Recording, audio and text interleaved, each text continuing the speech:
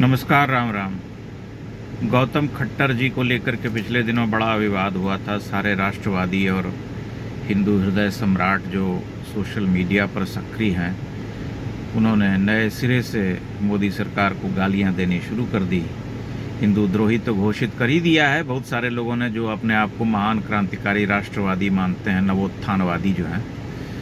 और कथित तौर पर वे कहते हैं कि ये उच्च जाति के विरोधी भी हैं और हिंदू द्रोही हैं, किसी और समुदाय के प्रशंसक हैं, उसे आगे बढ़ाना चाहते हैं।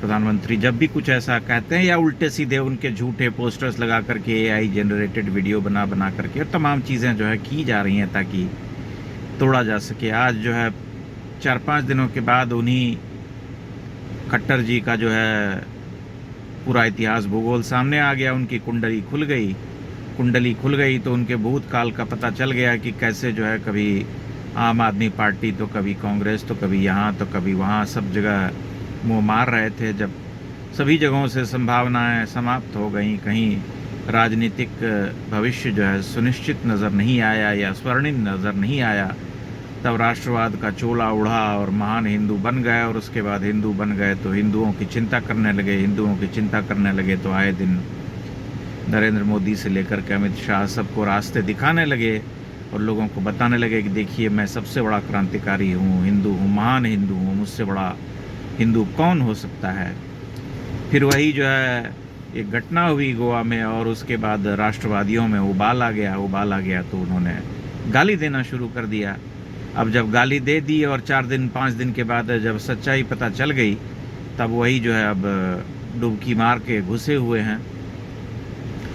ऐसे न जाने कितने बड़े बड़े महान राष्ट्रवादी और नवोत्थानवादी हिंदूवादी आए पिछले 10-12 वर्षों में, जिन्होंने क्रांति का परचम लहराया, मशाल उठाई और समाज को जगाने का काम किया। क्रांति क्रांति क्रांति कब होगी वाली उद्घोषणाएं हुई, लेकिन कुछ खास हुआ नहीं, क्योंकि सबका उद्देश्य ऐसे जो जितने भी लोग हैं जो अचानक से उछल करके सामने प्रकट हो जाते हैं, स्वयंभू राष्ट्रवादी और हिंदू नेता बनते हैं, उन सब का उनमें से 99% का उद्देश्य केवल यह होता है कि उन्हें अपना मुंह चमकाना होता है, चेहरा चमकाना होता है। और वे मानते हैं कि बहती हुई गंगा में हाथ धो लेने का पुनीत कार्य कर लिया जाए। अगर सरकार से कुछ फ़ायदा मिल सके, लाभ मिल सके तो उसे उठा लिया जाए। वह नहीं पा सकते हैं तो स्वतंत्र रूप से या समानांतर रूप से एक सत्ता खड़ी कर ली जाए ताकि लोग जो है बहकावे में आ सकें। ऐसी बहुत सारी पार्टियां भी बनी, चुनावों में उन्होंने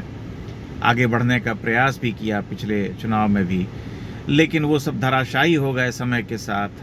जो लोग नरेंद्र मोदी को हिंदू द्रोही कहते हैं, उन्हें मुझे लगता है कि गंभीर रूप से चिकित्सा की ज़रूरत है, या इस सरकार को जो कोसते हैं हिंदू विखंडनवादी कहते हैं, उन्हें भी गंभीर परामर्श की आवश्यकता है। उदाहरण के लिए आप बंगाल को देख सकते हैं कि पूरी की पूरी टीम जो है वहाँ पिछले कितने दिनों से बैल की तरह जुती पड़ी है। मतलब प्रधानमंत्री से लेकर के गृह मंत्री से लेकर के बड़े बड़े पदाधिकारी सभी इस प्रचंड ताप में इतना श्रम, इतनी मेहनत कर रहे हैं कि किसी तरह से बंगाल की नैया पार हो जाए।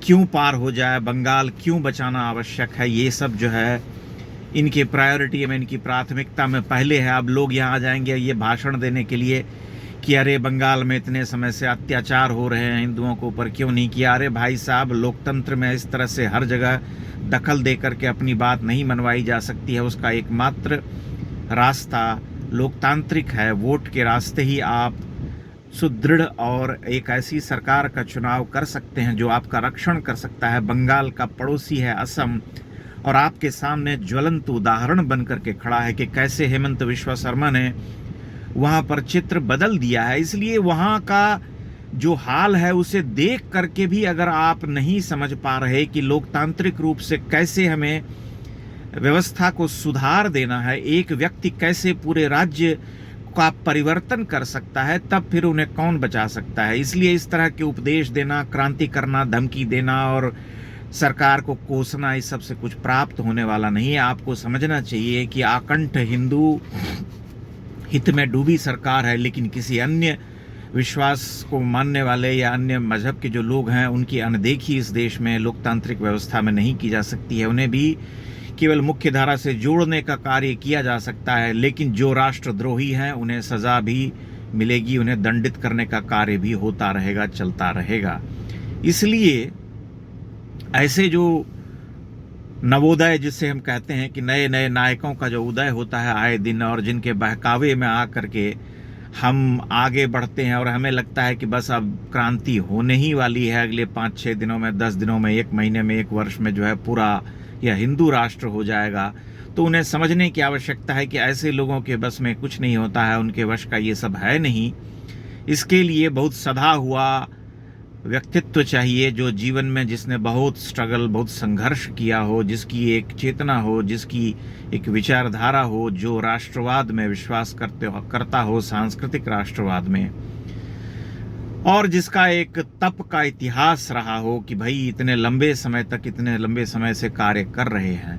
तब हमें समझना पड़ता है कि हमें किसके ऊपर विश्वास करना चाहिए, कौन है उस भरोसे के लायक। और क्षणे रुष्टा क्षणे तुष्टा वाली जो प्रवृत्ति है उसको हमें त्याग करके एकनिष्ठ होकर के अपने इस हिंदू सरकार के साथ खड़े होने की आवश्यकता है, जो हर हाल में हमारा रक्षण करने के लिए तत्पर है और इस दिशा में कार्य कर रही है। भरोसा न करने का कोई कारण मैं नहीं समझ पाता हूँ। गाली देने वाले तो आते रहते हैं, उपदेश देने वाले भी आते रहते हैं, आएंगे, उन सबसे बहुत अधिक प्रभावित होने की आवश्यकता नहीं है। आपके सामने मैंने 2 उदाहरण रखे, पश्चिम बंगाल और असम के, और आप देख सकते हैं स्वयं कि कैसे परिस्थितियां एक राज्य की बदल गई हैं पूरी तरह से, और कैसे दूसरा राज्य जो है दूसरा कश्मीर बनने की ओर चल पड़ा है। उसे बचाने का एकमात्र तरीका लोकतांत्रिक रूप से उसे विजय दिलाना है। वहाँ की जनता को यह विचार करना है कि कैसे हम इस आतंक के राज से मुक्ति पाएंगे। इसलिए आपको सुदृढ़ होकर के, एकनिष्ठ होकर के अपनी सरकार पर भरोसा होना चाहिए, क्योंकि अभी चिंता जो है टली नहीं है, समस्या आपके सामने खड़ी है, चुनौतियां खड़ी हैं। उत्तर प्रदेश में भी चुनाव होने वाले हैं अगले वर्ष, और उसकी तैयारी अभी से शुरू हो चुकी है ताकि हिंदुओं को बांटा जा सके, भड़काया जा सके, जाति के नाम पर उसे तोड़ा जा सके। एकमात्र ध्येय यही है कि हिंदुओं को जाति के नाम पर तोड़ दिया जाए। और आप जो है आज तक यूजीसी की माला जप रहे हैं, जिसका कोई अस्तित्व ही नहीं है, कभी था भी नहीं। वह कोर्ट का मसला था, कोर्ट ने उसे अपने तरीके से हैंडल किया, और अब जो है वो ठंडे बस्ते में जा चुका है। 2012 का पुराना कानून लागू है, उसका कोई प्रभाव जो है समाज के ऊपर नहीं पड़ने वाला है। आप अगर उसी की माला जपते रहेंगे और कहते रहेंगे कि ये सवर्ण विरोधी है और जात जो है उच्च जाति के लोगों का अनिष्ट चाहती है, तब आपका कोई रक्षण नहीं कर सकता। आपको अपनी आंखें खोल करके देखना चाहिए पिछले 12 वर्ष का इतिहास कि क्या किया है। ऐसे नवोत्थानवादी और नए क्रांतिकारी तो आते ही रहेंगे, आप जानते हैं, और सबकी पोल पट्टी भी खुलती रहेगी। कोई एक व्यक्ति ऐसा नहीं है जो इस तरह का सनसनीखेज रहा हो, जो इस तरह के बयान दिया हो, जो इस तरह से आगे बढ़ करके एक ही दिन में और 10 दिन में इस देश को बदल देने की उद्घोषणाएं करता रहा हो। उन सब से संभव नहीं है, क्योंकि यह कोई साधारण कार्य नहीं है। आप जानते हैं कि यह सभ्यता का संघर्ष है, इसके लिए लंबा समय जो है इसमें लगता है और लंबा संघर्ष का काल होता है। हम सबको उसकी प्रतीक्षा करनी होगी, और उसके लिए एकमात्र रास्ता लोकतंत्र में वोट का है। अगर आप वोट दे करके अपने मतलब की सरकार चुनेंगे तो आपकी समस्याएं, हमारी समस्याएं कम होती चली जाएंगी और हमें जो है विजय मिलती रहेगी। आप अपनी टिप्पणियां अवश्य कीजिएगा, अपने विचार अवश्य प्रकट कीजिएगा। बहुत बहुत धन्यवाद।